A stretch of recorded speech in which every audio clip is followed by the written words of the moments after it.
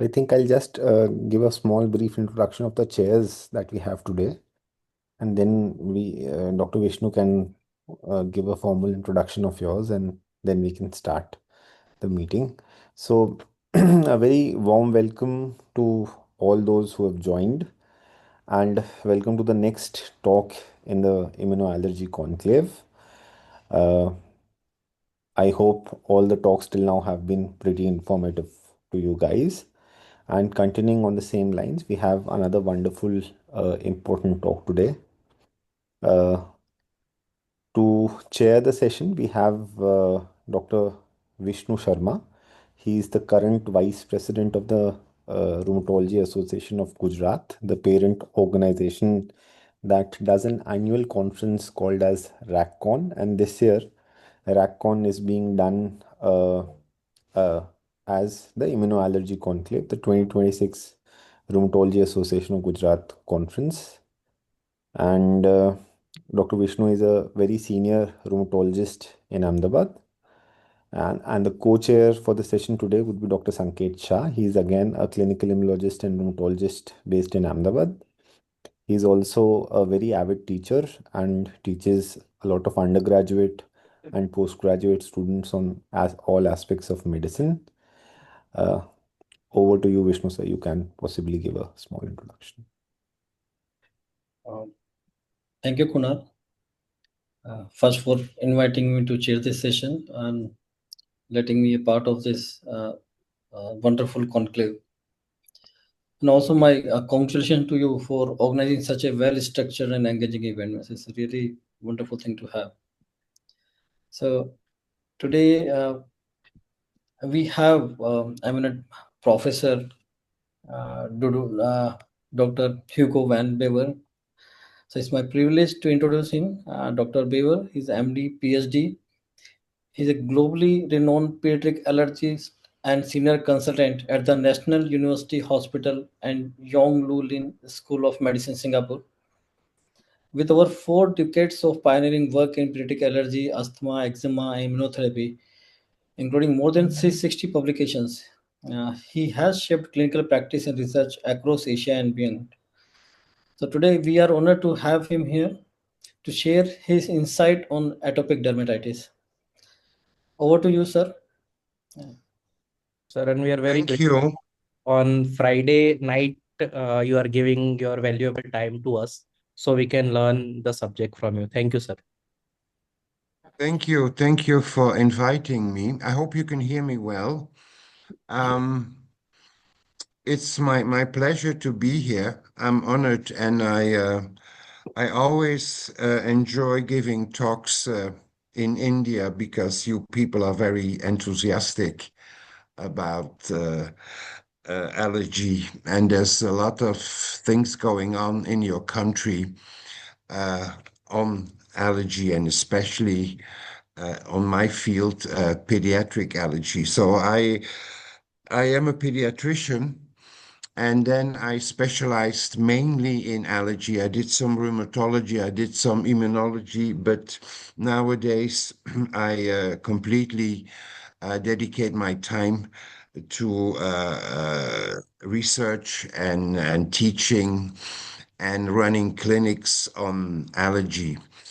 And the most common skin allergy that we have affecting a considerable percentage of our children is atopic dermatitis. So I'm gonna give this talk on atopic dermatitis, a very personal talk to me because it's one of my research teams that I've been doing now in Singapore for let's say more than 20 years now.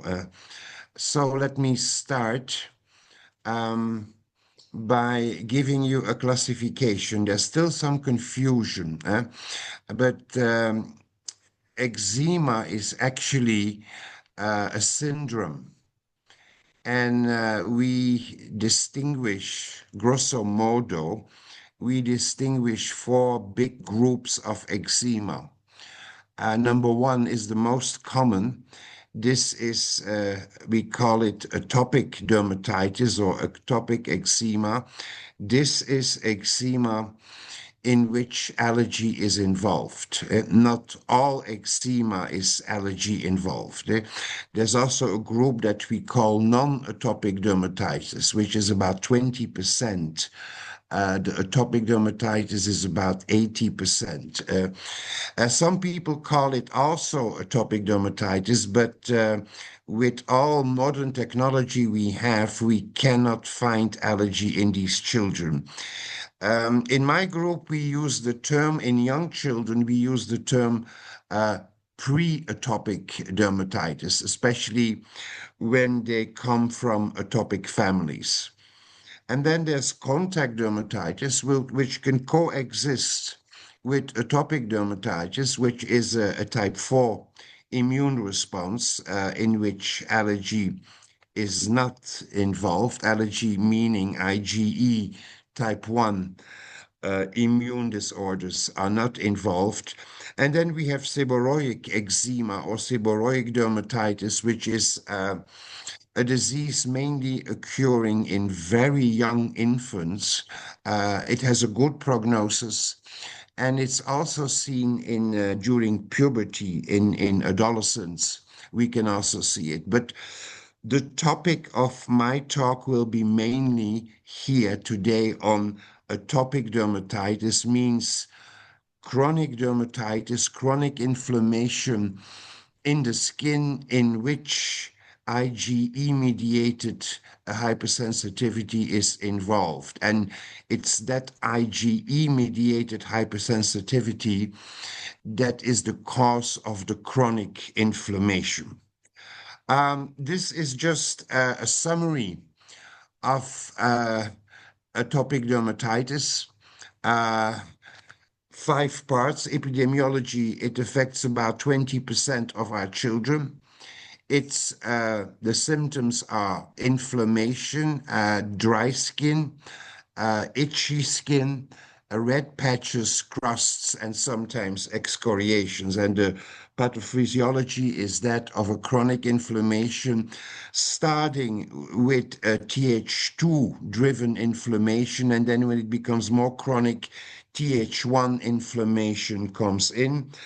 The cornerstone of treatment, we have other treatments, but the cornerstone is still topical steroids, can have side effects. We know the side effects. And if you know the side effects, you are better placed to prevent the side effects. Prognosis, not all of them outgrow their eczema. And if you have severe eczema as a child, very likely that it will persist. The picture will change, but it will persist during adulthood. This is our own studies in Singapore. We have here a national cohort that I started in 2009. The children are now teenagers. And you see here that the prevalence is about 24% in young children. And it starts early and about at about the age of 6 months, more than 12% of our children already have eczema. I'm going to short cover a bit of population studies on eczema. There's a rising prevalence, about 1.8% over the last 7 years. There are large variations in prevalence, which can be due to bias, to underreporting, or to recall bias of the parents. And it's also the way that you do your questionnaire study, because these are mainly questionnaire studies, that your answers will be dependent on the questions you ask. And you see here, high variations in prevalence. It's in the studies that I found, the prevalence of India in India was quite low, but I think this is an underestimation of the true prevalence.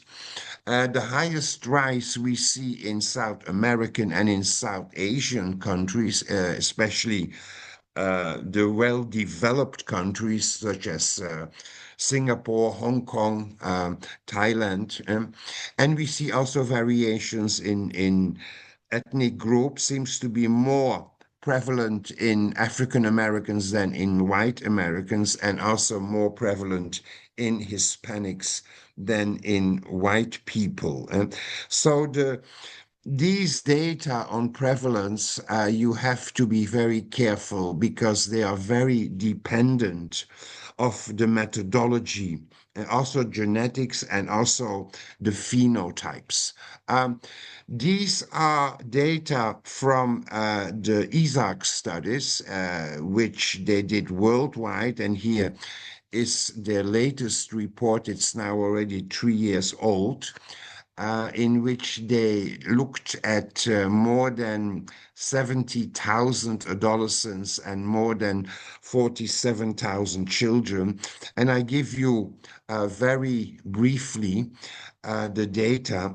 And in short, what is very important is that in both adolescents and children, globally, there's big variations, but if you take the mean median values, it seems that atopic dermatitis is on the rise, and that also food allergy is on the rise. And I'm going to talk about that in just a minute, because food allergy is very much linked to atopic dermatitis. It seems that food allergy starts in the skin and not in the gastrointestinal tract.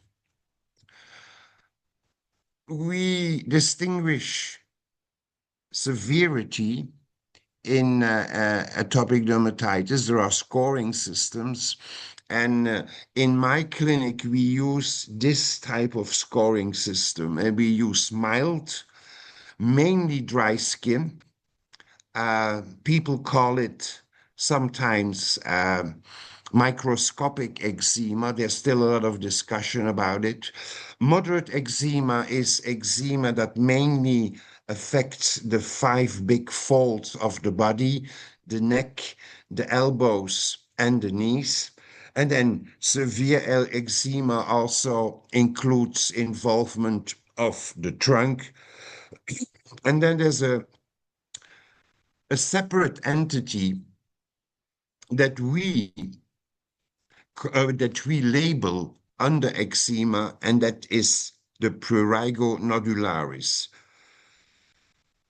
I know that in adults they consider it as a separate disease, but in eczema, in children, it's mainly a separate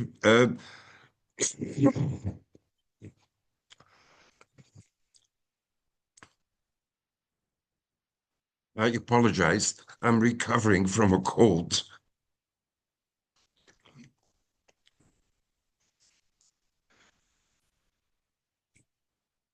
Apologize. But in children, we consider prurigo as a separate manifestation of eczema.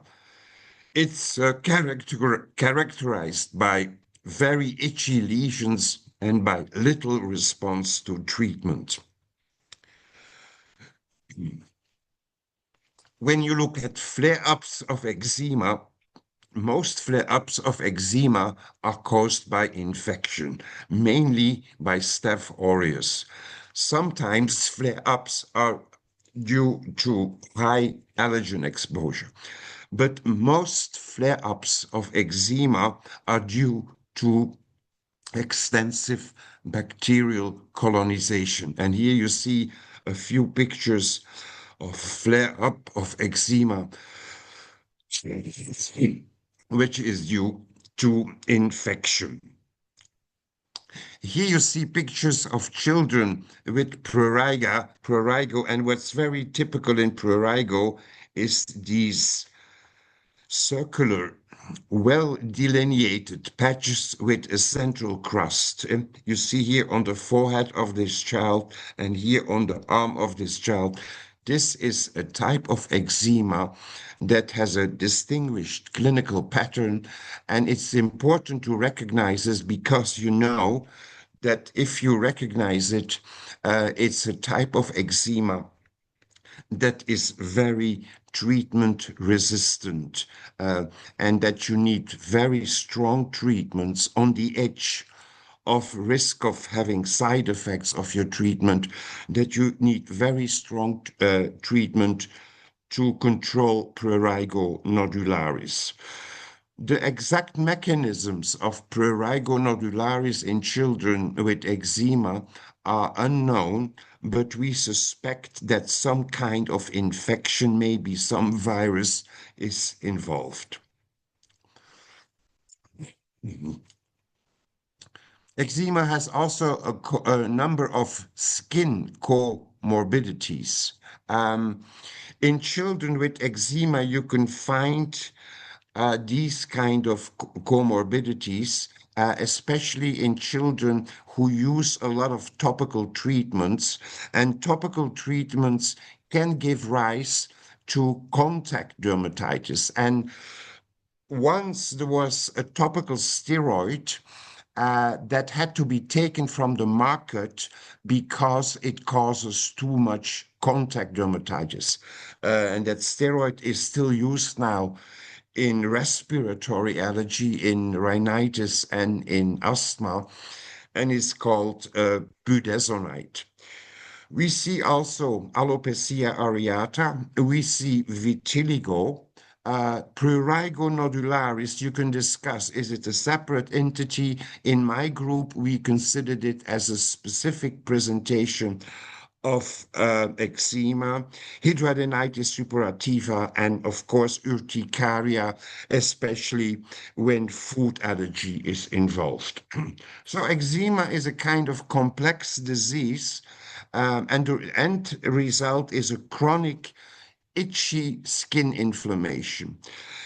The mechanisms are largely still unknown, but we know that it runs in families. It has to do with atopic constitution. It has to do with skin barrier defects and with a less diversity of a little less diversity of the microbiome, especially the gut microbiome. What environmental factors are known? We know that allergens are involved, not in all eczema, not in the constitutional eczema, and that in young children, mainly food allergy is involved. When they grow older, house mite allergy is one of the most important maintenance factors or triggers of chronic eczema. Microorganisms are involved, germs, bacteria, viruses, even fungi are involved. And then, of course, pollution, irritants, and for certain, still a number of unknown triggers of eczema, but the end result is an itchy chronic inflammation of the skin. What are the complications? Skin infections, especially when the treatment is not balanced and people use too much steroids, but kind of forget to keep the germs low on the skin, and the germs can maintain eczema and are not responsive to steroids. And I've even seen children who develop a staph sepsis because of unbalanced treatment, scars, and hyperpigmentation. Depigmentation, which is a consequence of the eczema itself, hyperpigmentation, which is a consequence of heavily colonized eczema, mainly due to Staph aureus. a lot of psychological issues. The eczema is your outside, and especially when a child and when you are, let's say, you're a teenage girl and you have eczema in your face, uh, quality of life is very low. We've seen children who got isolated, depression, and even suicidal thoughts. And then food allergy, dust mite allergy, and I call it complications because eczema starts without allergy. It starts with allergy, and the allergy that you see in eczema is mainly a consequence of the eczema. And once it has developed, it becomes a cause. And then the consequences are the atopic march. About 50, more than 50% of children with eczema go into respiratory allergy, mainly rhinitis, and some will develop asthma. So it has a lot of consequences.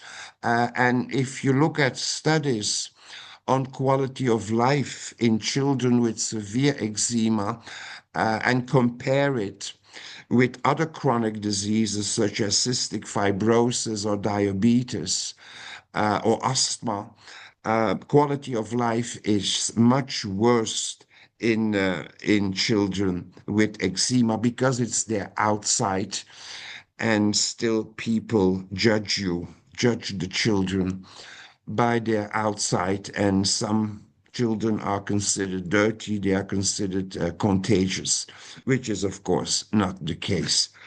This is one of our patients who developed a staph sepsis with big infectious lesions of the feet because she and the family, they refused treatment. And she was, at the end, she was seen at our emergency room and was treated in our ICU. She made it, and the consequence was that parents and child realized that topical treatment was crucial to control eczema. What is new in eczema? There's a lot of research ongoing in eczema. The research is very dynamic, and I cannot cover everything. I give you in a nutshell on one slide what are the important clinical findings in research on eczema. Very important is that we now know the transcutaneous sensitization. Becoming allergic in eczema occurs through the skin. All allergens are airborne. Even food is airborne, and children with eczema develop their food allergy without consuming the food, without eating or drinking the food, but simply because of airborne contact. You can consider eczema as an immune system of the skin, which is one of the biggest immune systems of the body, an immune system of the skin that is not protected and of which the antigen captating cells, the dendritic cells, are in direct contact with the environment. We know that the microbiome is very important. Not all studies found similar findings, came to similar conclusions. But you have to look at the studies in which they looked at the microbiome before the eczema started. And it seems that children with a skin barrier defect are not able to build up a normal microbiome. They have resulting in a less diverse microbiome. People are now recognizing trajectories of eczema and food allergy. I'm gonna talk about that very briefly. So in eczema and even in atopic eczema, there are something like 3 or 4 endotypes. We know a lot more on the prevention of eczema and food allergy. They are closely linked. The role of early moisturizers, the role of early prevention of food allergy, especially in children with eczema, the role of early weaning, and especially early weaning with allergenic foods, such as egg and peanut, which are the most common food allergies in children with eczema. And egg and peanut are the most airborne food in a community, in a house, as I shall say. We have new treatments. We have the biologics, and now we give biologics to infants. They are very expensive, but sometimes we have no choice. And we came up with a fund in our group. We came up in our hospital with a fund to cover the costs of biologics. JAK inhibitors, Janus kinase inhibitors, are now the latest treatment in eczema. They are topical and they are also oral medicine, but they have some side effects. And then recently there was a reappraisal of immunotherapy with dust mite that have some effect in older children with eczema and dust mite allergy. It's not a cure, but it suppresses the role of house dust mite in older children with eczema. Because if you look at older children with eczema, especially those with severe eczema, I would say most of them, or maybe all of them, have an underlying dust mite allergy. But in older children, the role of germs, Staph aureus, is also high. And that's why immunotherapy has not a complete effect. It works less than in rhinitis, even less than in asthma. But you can see it as a kind of um, add-on treatment in those with severe eczema and dust mite allergy.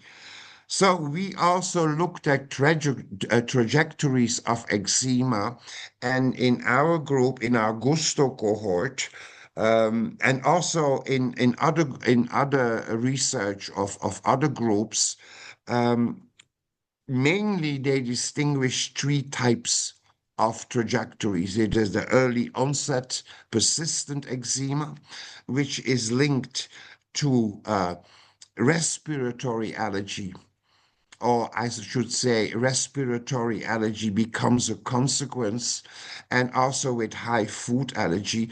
The late onset eczema, which is mainly without food allergy, but with respiratory allergy in the family. And then the early onset, which is milder eczema, only mainly in the beginning with food allergy, and some of these children will also develop a house mite allergy. There's a lot to do on the gut microbiome, and the conclusions are that a less diverse microbiome, mainly of the gut, seems to be a risk factor for eczema, but I'm not sure about that. It can also be that the less diverse microbiome is mainly a consequence of the eczema. So there are a lot of studies on this, but you should look at the studies which were done before the eczema starts. And these studies give some contradictory results. Our own studies showed that early colonization with staph, even before the eczema starts, seems to be a risk factor for subsequent develop of eczema. And these are 3 studies which were published quite recently on the efficacy of house dust mite sublingual immunotherapy. I consider it as an add-on treatment. It will not replace your basic treatment, but it might have some effect in those older children, I would say older than 5, 6 years, who have severe eczema and also house mite allergy. And now people are also doing combination studies, which is the latest in the treatment, in which they combine, for instance, immunotherapy with biologics. And you see here the results of a study from Korea showing that if you combine them, some parameters get better. If you combine, let's say, dupilumab with a sublingual immunotherapy with house dust mite, then you have better clinical results. But more studies are now ongoing, and before we use that in our daily practice, I think we need to wait for the results of more studies, especially long-term studies. So what happens, for instance, with those children when the treatment is stopped? Let me talk about food allergy and eczema. Many studies on the subject, and this is a kind of review that was published about 5 years ago, showing that the highest risk factor for a child to develop a food allergy is eczema. So a skin pathology, eczema, seems to be the highest risk factor for food allergy. You have to think about it. So it seems that food allergy, and it is now accepted, by the way, that food allergy happens in the skin. And there are other treatments, there are other studies showing that if you treat the eczema, and this is a study from Japan, if you treat the eczema very intensively, and here they compared 2 groups of treatment, an enhanced group and a conventional group, and the main difference is in the amount of anti-inflammatory treatment that they put on the eczema, that when you treat eczema better, when you treat eczema better, when you treat eczema better, there's a reduction, there's less food allergy. And other studies have shown that the more extensive your eczema is, the higher the risk for food allergy. And this is a story that we hear common, and I'm sure those of you who treat children with eczema will recognize this story. So there's a child who has eczema. It's a 4-year-old girl, and she suffers from eczema. And the parents go to a food court. Food courts are very popular in Singapore. They are kind of restaurants where you can buy cheap food. We use it every day here. And the child goes to a food court. The child has eczema, and she only drinks a glass of water and eat a banana and gets a flare up of her eczema. Now, if you don't know the mechanisms of eczema, you're going to conclude that, the only food that she had was banana, and within minutes of eating a banana, she had a flare-up of eczema. You will conclude this must be allergy to banana. And banana is her favorite food, and she eats it all the time at home, and nothing happens. Now, we did a skin prick test in that child, and it was quite high for ache. So this brings me to the topic of epicutaneous sensitization, and 5 years ago, we wrote a review article on that. It seems that all food allergy in eczema occurs through the skin. Food is airborne. Airborne food are mainly peanut, tree nuts, egg, also milk, wheat, soy, and that the skin is not trained in tolerance. The gut is very well trained in tolerance during generations, during thousands, millions of years. Otherwise, life would be impossible. We eat foreign protein and we make it our own. We have tolerance. So the gut is very, very well trained in tolerance. And now we see more eczema, and the consequence is that we see more food allergy. So food is airborne, and transcutaneous sensitization is the mechanism of food allergy in eczema. Of course, once you have the food allergy and you eat the food, you're going to have symptoms. But becoming sensitized, becoming allergic to a food seems to be a skin problem. And that becomes a problem when you want to prevent eczema. The best prevention is still the treatment of the eczema. Don't go to a food court with your child with eczema unless the eczema is under control. And there are many studies now showing the role of environmental food. And this is one of the studies that they did in the LEAP study. It's now more than 10 years old, showing, first of all, that peanut is airborne, and that children with filaggrin deficiency or filaggrin mutations, who suffer from eczema,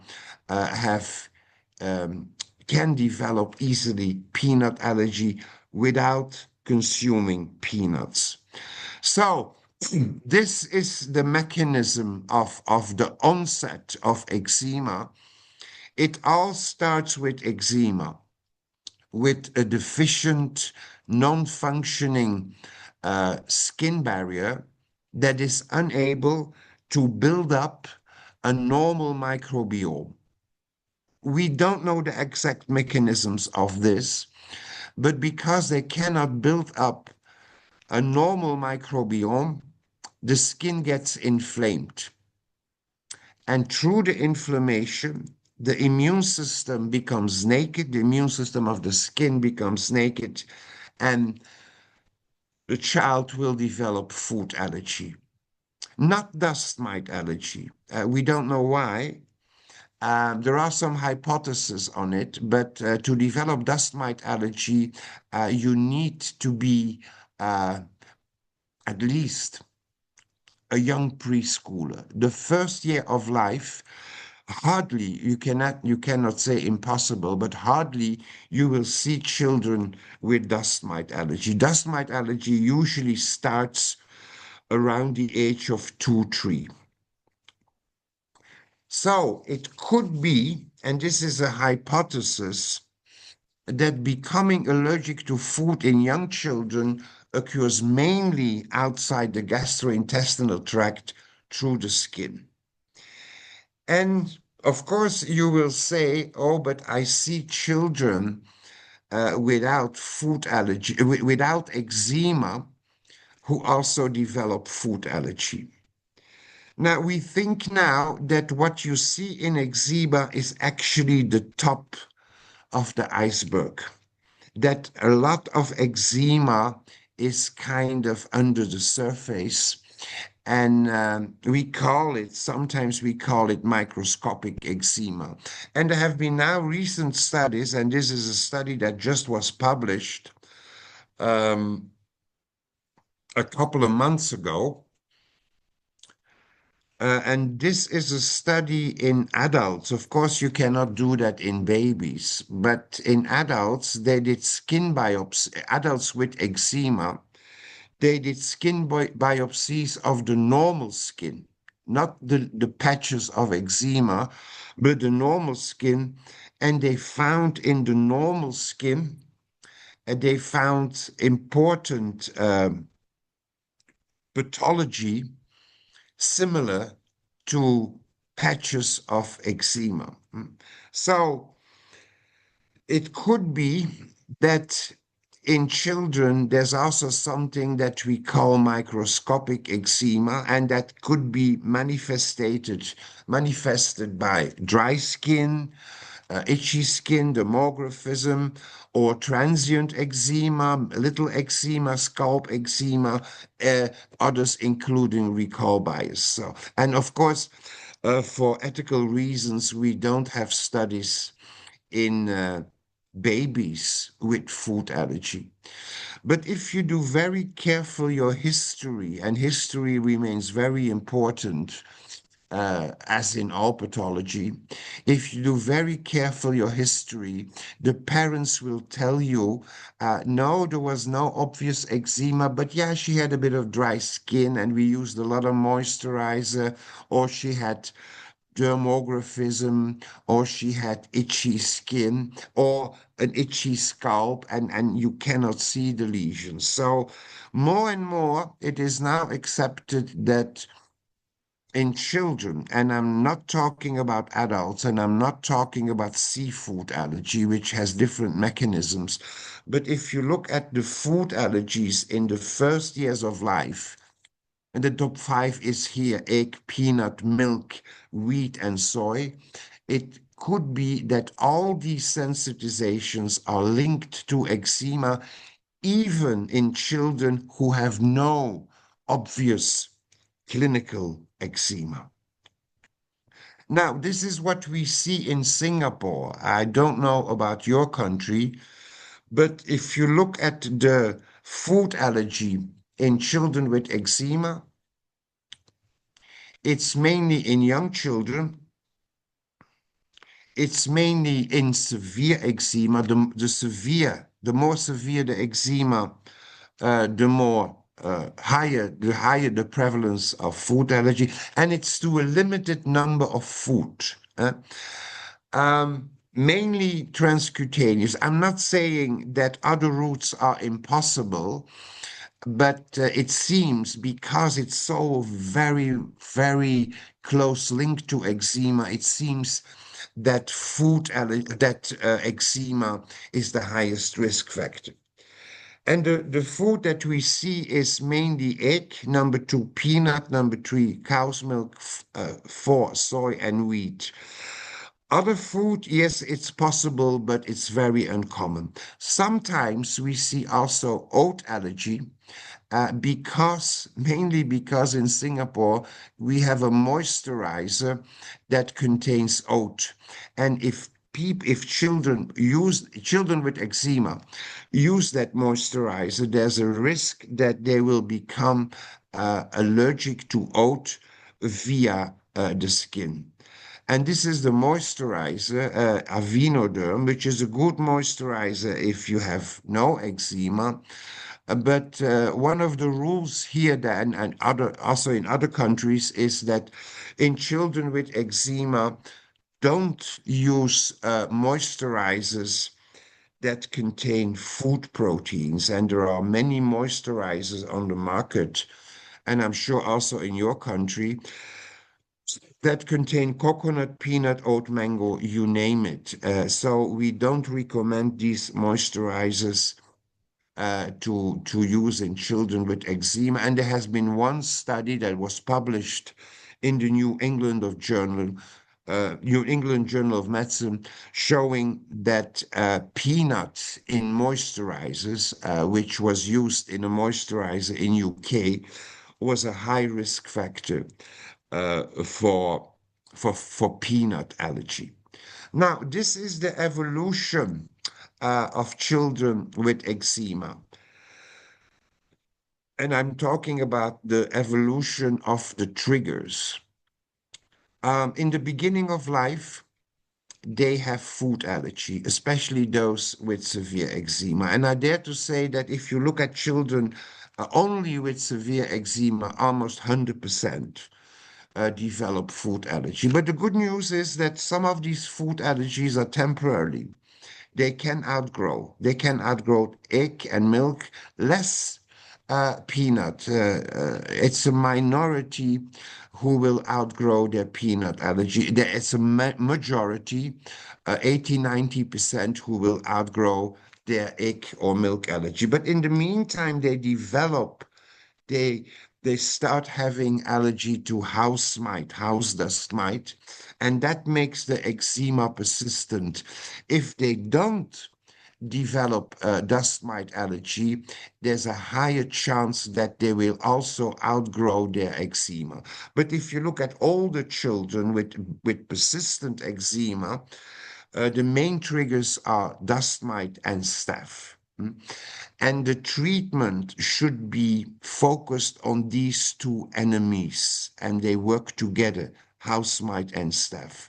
So if you treat eczema, don't forget to keep your germs low on the skin, and to treat contact with allergens. Of course, that's only part of the treatment. The main treatment of eczema is skin care. Be sure that the skin is clean and well moisturized. And steroids have an important role in treatment of the patches of eczema. So, evaluation of food allergy, how we do it.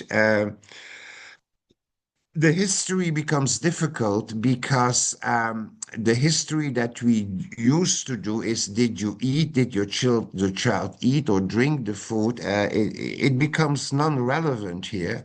It's not reliable for transcutaneous sensitization. So the questions that we ask now, when we see babies with eczema, is, do you have the food in your house? Do you use the food in your kitchen? Do you cook with the food? Are you people who eat a lot of peanut? Do you visit food courts, etc.? We also ask questions on the usage of skin products that contain food proteins. And if we have a child with severe eczema, we always send them for the 5 or 6 food test, even if the history is negative. And then we have our diagnosis, we know the mechanisms of the eczema, and we treat.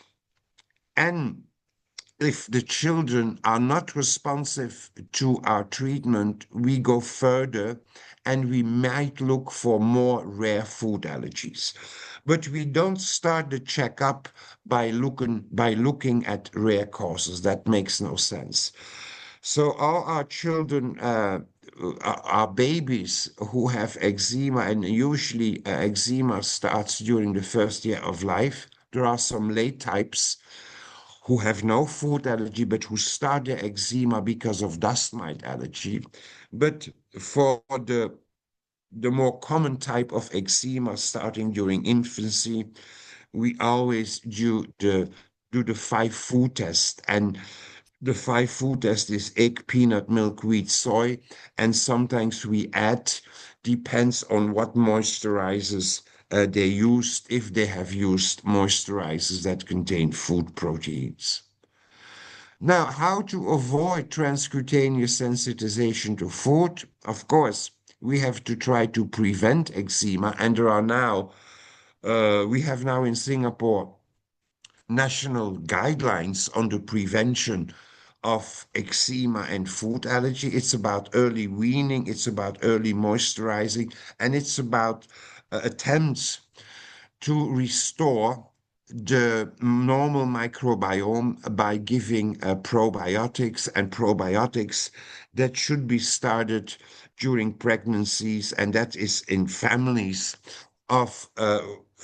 who have already allergy, and who – the children, the older siblings, have eczema. And then treat eczema. Studies have shown, and I'll show you one example from Japan, that the better you treat eczema, the less risk for food allergy. And then trying to avoid contact with airborne food. Don't go to a food court if your child has active eczema. First, treat eczema. And if you use those allergenic foods in your kitchen, like mainly egg and milk, don't let your child in the kitchen open the window, uh, use ventilators to blow out the food in the air. So these are the main new approaches to food allergy, to the treatment, and to the prevention of food allergy in young children.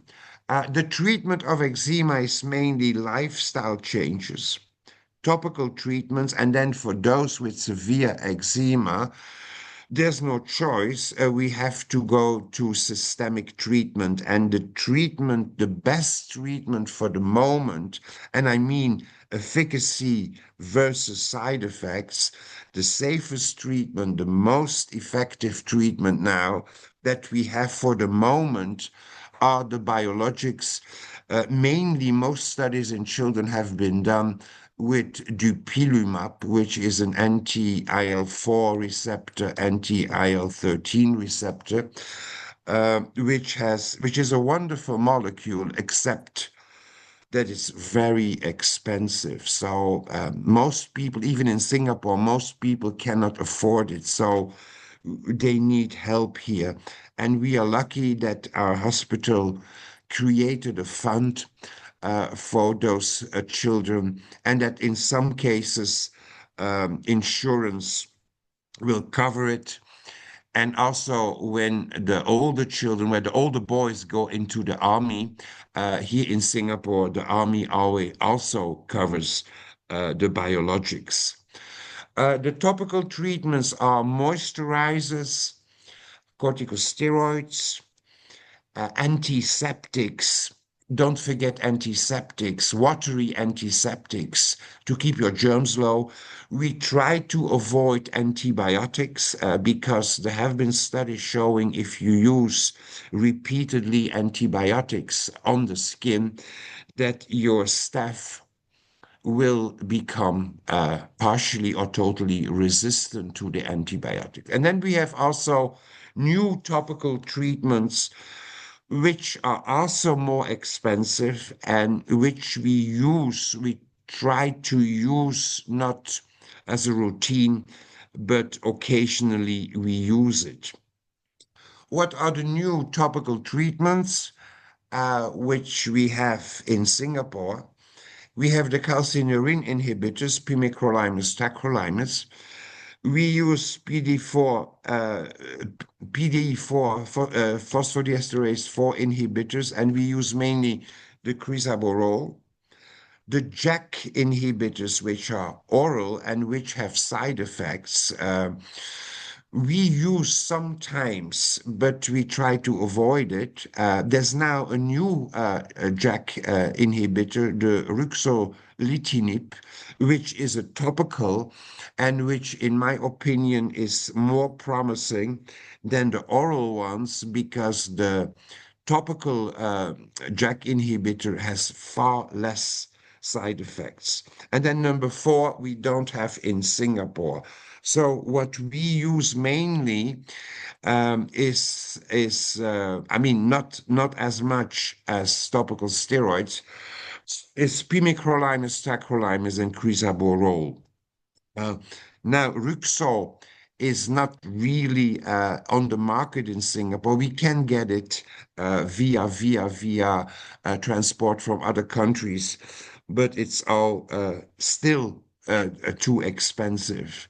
So these are the JAK inhibitors. I think that the oral ones, in my opinion, we don't know long-term effects, but they seem to have side effects. So if you put a child, and we have a few patients on Abro, if you put a child on oral JAK inhibitors, you need regular blood controls, especially of liver function. And they have also as side effect that they can more easily induce viral infections. But I'm really excited to look forward to ruxolitinib. If we didn't use it for the men, uh, we can use it. It's not on the market, but I'm sure that in the future we will use it a lot. And this is one of the recent articles on Ruxo, in which they looked at two phase 3 studies, and they looked mainly at side effect, and it was very little side effects that topical cream causes. The thing now with those new uh, anti-inflammatory treatment is that they are, especially pimecrolimus, tacrolimus, crisaborole, they seem to be, I could put here Ruxo too, but it's still not very much in use. I mean, in our group, we're still a bit hesitant, but I'm sure very soon we will start using it. But these three that you see here, they are effective, they are safe, and they are expensive. Are they better than topical steroids? I don't know. There are no comparative studies. There are no good quality, independent comparative studies between topical steroids and the new topical anti-inflammatory drugs. And the thing is, and you can see here the price, this is in Sing dollar, that these molecules are quite expensive. And that's why we stick mainly as a routine treatment because we know the side effects and we have been using it for many years. I think we still need topical steroids. And because you know the side effect, you know how high you can go, how long you can go. They are old and they are very cheap. So my favorites topical steroids that we use in my group for our patients with eczema. In youngsters, we use Desonite and 1% hydrocort. Preschoolers, we go up to mometasone. And then in older children with severe eczema, we use short courses of clobetasol. We use them never more than twice a day, BD. We always ask the parents to massage the steroid in the patch, not on the patch. And very important to me is that we only use them after antiseptics, not antibiotics. We use for every child, even from infancy, it's our routine to use very mild, watery, not alcohol, watery antiseptics to keep the germs low, because germs become more and more important in eczema and they don't care about steroids. And if you don't keep your germs low, the germs will take over and it will look like your child, your patient became tolerant to steroids. And that's not the case. It's because the major contributor of the lesions has become the germ. So we always use our steroids in combination with antiseptics. We never use it more than twice a day. We don't use proactive steroid treatment. I know that some groups promote that, but and maybe they are right, I don't know, but I think it's less safe than to put it only on the patches. You don't put steroids on normal skin, although it could be microscopic eczema. So I need more studies on that, but this is what we do in my group. And of course, you all know the steroid withdrawal syndrome. It's very popular on the internet, and sometimes we get referrals for steroid withdrawal syndrome.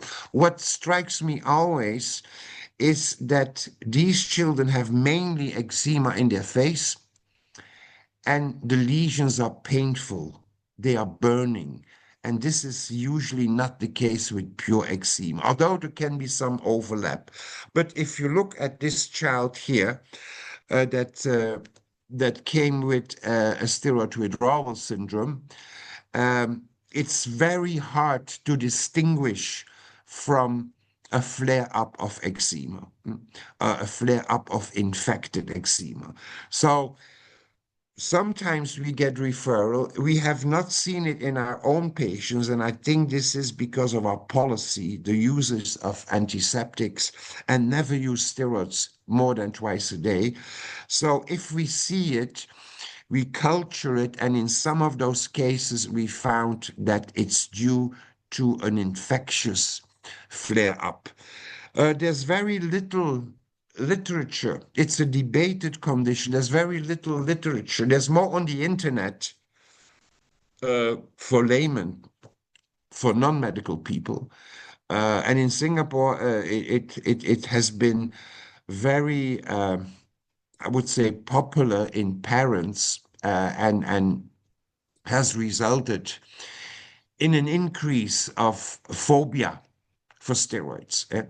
So there's no ICD code, there are no diagnostics criteria, and it looks like flare-up of eczema. So this is always the difficult part. Is it a withdrawal syndrome, or is it an infectious flare-up of eczema? And there's a lot of confusion on social media. I show you one publication that I found very recently. Um, a description of pediatric topical steroid withdrawal syndrome, and they have here described in that paper 23 cases. Mostly this face was affected. Most were initially diagnosed as flare-up of eczema, and this is our experience too. But most of these used very potent steroids for more than 3 months. So this is a challenge to distinguish an infectious flare-up of eczema from a real topical steroid withdrawal syndrome, which is not generally accepted as a separate entity. So there's still a lot of discussion here, so we need more studies. The concrete guidelines based on scientific data on usage of topical steroids are not available, and the pragmatic advice is avoid prolonged continuous use of potent, not patent, of potent corticosteroids. So, my conclusion on topical steroid is yes, we still need topical steroids as they are all cheap and we know the side effect. We have to accept that it might be possible that there's a steroid withdrawal syndrome, and we have to avoid that. So that's why our treatment is mainly focused on lifestyle, how you live with that skin, because I cannot cure eczema. And we focus on allergen avoidance, keeping your germs low, antiseptics, swimming pools with chlorinated water. And if you have a house mite allergy, we focus on outdoor lifestyle, because house mite, as you know, is an obligate indoor allergen. My general conclusion is that more and more, it seems that eczema is the highest and maybe the only risk factor for food allergy, especially in young children. In older children, food allergy is, for older children with eczema, food allergy is less involved, but house mite takes over. Persistent eczema, you should treat it because there are complications, such as, in the worst case, sepsis. There are consequences. We focus our treatment on lifestyle, topical treatment, and then if we still have persistent lesions, we start thinking about systemic treatment. And systemic treatment, I think dupilumab is too expensive, but it works very well. Ruxo is might become my favorite in the future because it's a JAK inhibitor and it's topical and it seems to be very safe. And for the moment, in some of our children, we use Abro or Crisaborole, spelling for it. I think I stop here and I thank you for your attention. And I apologize for my cough because I just recovered from a bad cold. So I hope you could understand me. Thanks a lot, sir. Very engaging lecture. We have a few questions from the audience. I'll Yeah, filter sure. through because most of the question I think have been covered in the talk. I'll start with the first that are adult and pediatric eczema same disease or different in terms of pathophysiology and natural history?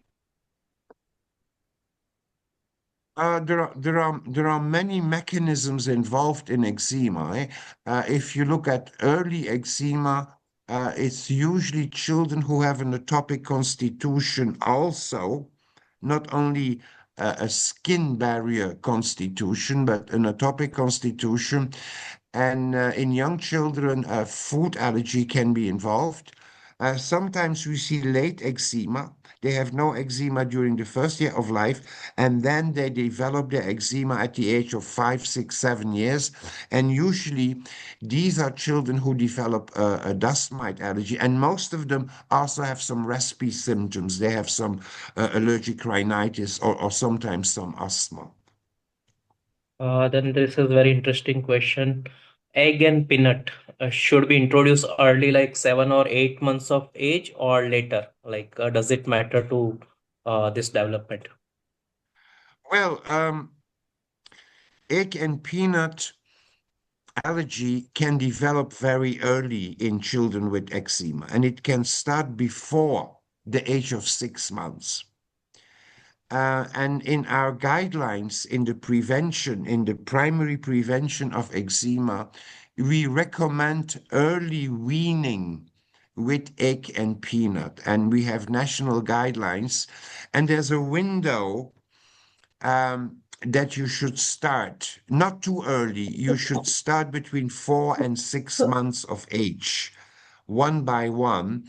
And of course, if the child already has eczema, first you need to be sure that the allergy has not been established yet. So when they have no eczema and they come from an allergic family, they have a sister or an older brother with eczema, we advise early weaning with those two food, egg and peanut, and then also later weaning with cow's milk. If they already have eczema, first we do an allergy test, usually a skin prick test, and when they have not developed the food allergy, then we also recommend early weaning. Sir, this clears the doubt of two, three questions asked. I'll go one more on therapeutic. When and whom to choose when the options are topical calcineurin inhibitor, JAK inhibitor, and crisaborole. Well, yeah, I told you, Yes. there are no comparative studies. There are no good independent comparative studies, and those companies with those new molecules, they will not do it because they have everything to lose. And those who have steroids, the company who have steroids, they have already an established field. So unless some university starts it, there will be no comparative studies. Our impression is that steroids are still the first choice. You have to be careful with steroids, I know, but in our hands, with our holistic approach, steroids are only part of the treatment. We will never give them more than twice a day. We will always use them on clean lesions. Sometimes we go for tacrolimus or pimecrolimus, mainly in the face, because there is more risk for side effects for steroids in the face than the rest of the body. Crisaborole has a bit similar effect than pimecrolimus or tacrolimus, although there are no comparative studies. But I think that all those topical anti-inflammatory treatments, they have a bit the same effectiveness than a mild to moderate steroid, not a potent steroid. A potent steroid, which we don't use in young children, but only in older children, is like clobetasol, is still more effective than the others. So our first choice is still steroids, but we adapt according to the age. We go for very mild steroids in babies, never more than twice a day, desonide or 1% hydrocort. Preschoolers, we go to strongest mometasone, and then older children, we go to clobetasol. But sometimes there are reasons, especially parents who are phobic for steroids. We will discuss and we will go for alternatives. But in our routine treatment of eczema, routine topical treatment, um, appropriate usage of steroids is still our number one. Okay, sir. Now there are, I think, two questions, more of, I think, with Indian context. Here we use lot of coconut oil as a moisturizer I and know. as a food substance it comes. So is there any comment on that? And same for ghee also is used. Ghee is nothing but the clarified butter-like substance, is a Yeah. milk product. So any comment on that with the overlap with this, sir? I get that question many times from India. I Okay, sir. cannot explain it. I I just can say that we don't use the ghee here, but we use the.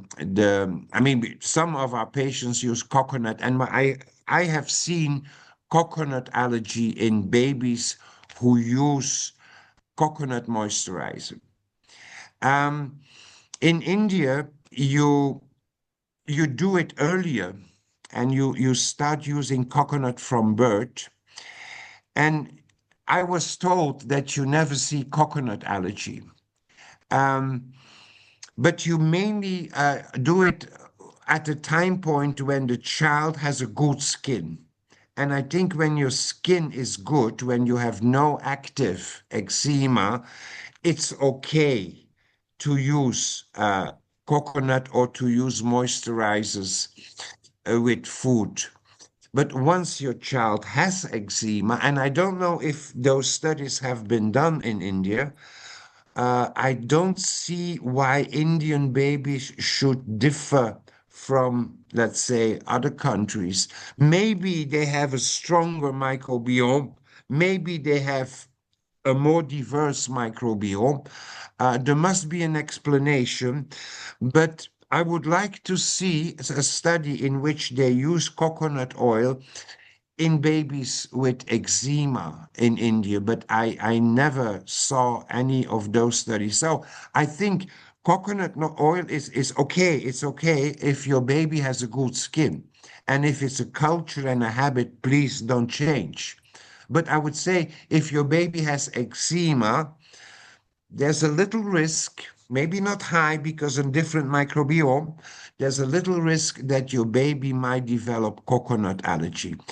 And I admit I've seen cases in Singapore, but not that common. It's exceptional.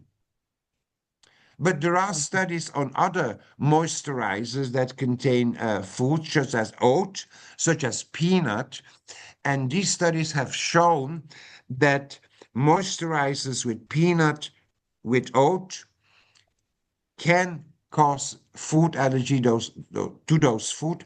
I've never seen a study on coconut, I must admit. And I think that the risk for coconut allergy, maybe it's also because of less allergenic the less allergenicity of the coconut, and because we don't see a lot of coconut also allergy also in our older children, so maybe coconut is much less allergenic. That could be another explanation.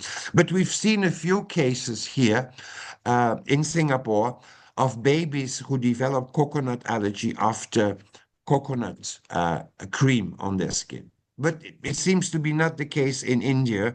But the the the problem has never been studied, and yeah, I don't know. I have no explanation for it. I just can uh, come up with some hypothesis. Sir, two more questions from our enthusiastic participants.